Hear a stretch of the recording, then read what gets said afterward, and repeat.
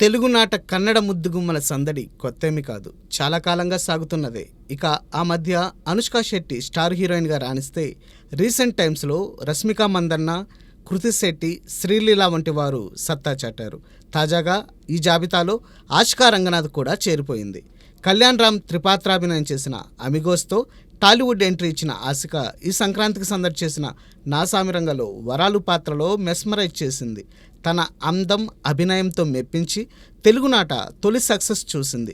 ఈ విజయంతో మిస్ రంగనాథ్ ఖాతాలో మరిన్ని తెలుగు చిత్రాలు చేరబోతున్నాయని సమాచారం. అదేమి చిత్రమో కానీ కన్నడ ముద్దుగుమ్మల్లో కొందరికి రెండో తెలుగు చిత్రాలతోనే గుర్తుండిపోయే విజయాలు దక్కుతున్నాయి. రష్మిక విషయమే తీసుకుంటే మొదటి సినిమా చలో కంటే రెండో తెలుగు చిత్రమైన గీత గోవిందం తన కెరీర్ బెస్ట్ హిట్గా నిలిచింది.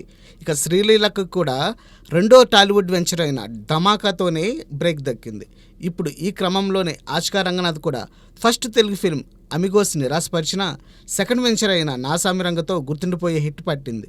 అలాగే యాక్టింగ్తోనూ ఇంప్రెస్ చేసింది. మరి రష్మిక, శ్రీలీల తరహాలో ఆసికా రంగనాథ్ కూడా బిజీ హీరోయిన్ అనిపించుకుంటుందేమో చూద్దాం.